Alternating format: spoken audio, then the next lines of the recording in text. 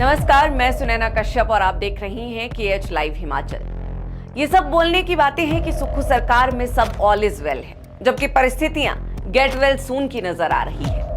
कांग्रेस नेता भले ही मंच से सब ठीक है का संदेश देने की कोशिश करें, लेकिन जमीनी हकीकत कुछ और ही है।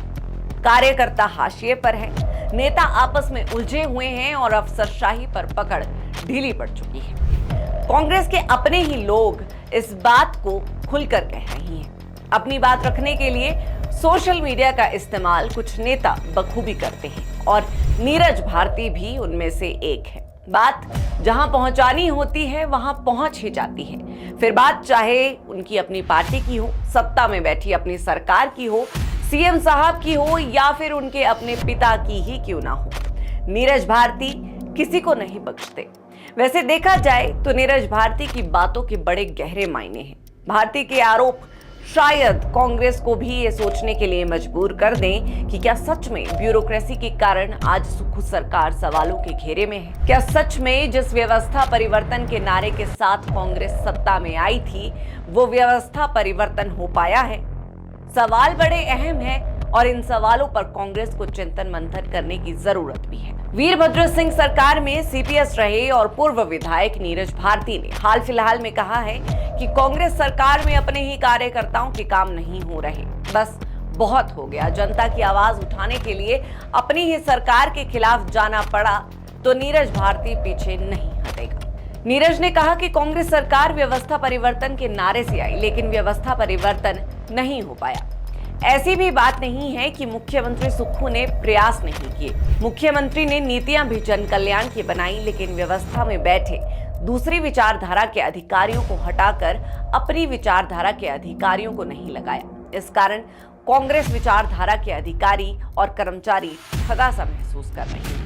नीरज ने कहा कि जब तबादलों की डीओ मुख्यमंत्री अप्रूव कर देते हैं और फिर भी तबादले नहीं हो पाते तो इसका सीधा मतलब है कि जब तक ब्यूरोक्रेसी में कांग्रेस विचारधारा के अधिकारी नहीं लगाए जाएंगे ऐसी मुश्किलें पेश आएंगी। जवाली हलके की जनता की समस्याओं को लेकर अब अपनी ही सरकार से अगर उलझना पड़ेगा तो भारती जनता के साथ है। अब ऐसा पहली बार नहीं है जब भारती ने अपनी ही सरकार को घेरा हो। इससे पहले भी नीरज भारती ने अपने फेसबुक अकाउंट पर एक पोस्ट डालकर अपने ही पिता चौधरी चंद्र कुमार को सवालों के घेरे में खड़ा कर दिया था।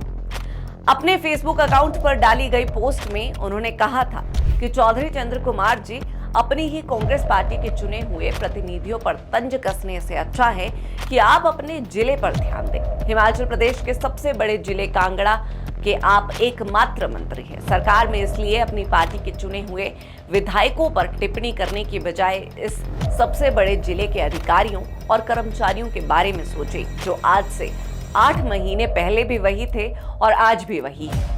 आप जिले के कांग्रेस के कार्यकर्ताओं के बारे में सोचें जिन्हें ये अधिकारी मुंह तक नहीं लगा रहे। उस विधायक पर नजर रखें जो आपका और मुख्यमंत्री सुक्खू का खास होने का ढोंग रचकर इन अधिकारियों और कर्मचारियों के साथ साठ-गांठ बना के बैठा है। यानी सियासत में बाप बेटे आमने सामने पहले भी रहे हैं। तब नीरज भारती ने भाजपा कार्यकाल से जिला कांगड़ा में डटे अधिकारियों और कर्मचारियों के तबादले न होने की टीस भी जाहिर की थी। उन्होंने अपनी एक अन्य पोस्ट में कहा था कि भाजपा कार्यकाल से यहां डटे अधिकारी और कर्मचारी आज भी भाजपा नेताओं के ही वफादार बने हुए हैं। सत्ता परिवर्तन के बाद भी वो विपक्ष के लोगों के साथ बैठकर पार्टियां कर रही हैं। अब नीरज भारती जिस जवाली हलके की बात कर रहे हैं उस विधानसभा क्षेत्र के विधायक उनके पिता ही हैं। अब सवाल यही है कि क्या मंत्री चंद्र कुमार से अपनी ही क्षेत्र की जनता की समस्याओं का निवारण नहीं किया जा रहा है? क्या मंत्री चंद्र कुमार के अपने ही क्षेत्र में कांग्रेस कार्यकर्ताओं की नहीं सुनी जा रही है? अब दो बातों में से किसी एक में तो सच्चाई है। या तो जनता की समस्या का हल खुद मंत्री जी नहीं कर पा रही हैं, वरना उनके बेटे को अपने ही पिता के खिलाफ बगावती तेवर दिखाने की जरूरत नहीं पड़ती, या फिर नीरज भारती अपनी सियासत के लिए अपने ही पिता को घेरने पर उतर आए हैं, वो भी तब जब उनके पिता कांग्रेस संगठन को पैरालाइज्ड बता चुके हों और भारतीय कार्यकर्ताओं के लिए आवाज उठा रहे हों। अब अगर पहली बात सही है तो सवाल नेतृत्व पर उठता है। मंत्री होकर भी जनता की समस्याओं का हल न कर पाना एक बड़ी विफलता ही मानी जाएगी। और अगर दूसरी बात सही है तो सवाल पार्टी की एकजुटता और अंदरूनी अनुशासन पर उठता है, जहां व्यक्तिगत महत्वाकांक्षाएं सार्वजनिक टकराव का रूप ले रही है। अब दोनों ही परिस्थितियों में जब बाप बेटे की सियासत एक ही हलके में आमने सामने हो जाए तो सवाल सिर्फ राजनीति का नहीं, नेतृत्व की विश्वसनीयता और पार्टी की आंतरिक सेहत का भी हो जाता है। खैर, नीरज भारती ने सीएम सुक्खू की कथित तारीफ की है, मगर सियासी नजर से देखें तो ये तारीफ कम और सिस्टम पर तंज ज्यादा लगती है। भारती ने कहा है कि व्यवस्था परिवर्तन के लिए मुख्यमंत्री सुक्खू ने प्रयास तो किए हैं, मुख्यमंत्री ने नीतियां भी जन कल्याण की बनाई, लेकिन व्यवस्था में बैठे दूसरी विचारधारा के अधिकारियों को हटाकर अपनी विचारधारा के अधिकारियों को नहीं लगाया। इस कारण कांग्रेस विचारधारा के अधिकारियों और कर्मचारी ठगा महसूस कर रहे हैं। यानी असली बात ये नहीं कि सीएम सुक्खू ने कुछ नहीं किया, बल्कि ये कि जो किया वो अधूरा रहा।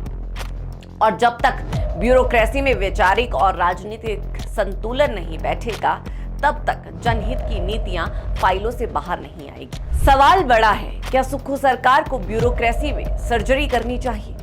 ये सवाल अब अकेले नीरज भारती का नहीं रहा। पार्टी के अन्य नेता और कार्यकर्ता भी समय समय पर यह मुद्दा उठाते रहे हैं कि सरकार की नीतियां तो हैं, लेकिन उन्हें लागू कराने वाले तंत्र सरकार के काबू में नहीं है।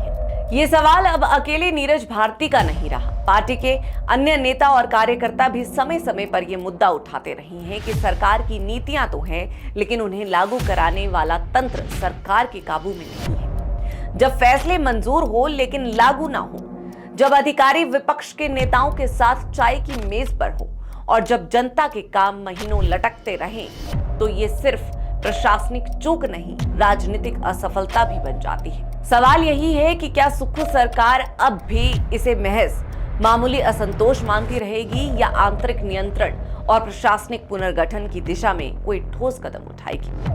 बहरहाल आज की इस चर्चा में इतना ही। इस पूरी चर्चा पर आप सबकी क्या राय है, यह हमें कमेंट कर जरूर बताएं।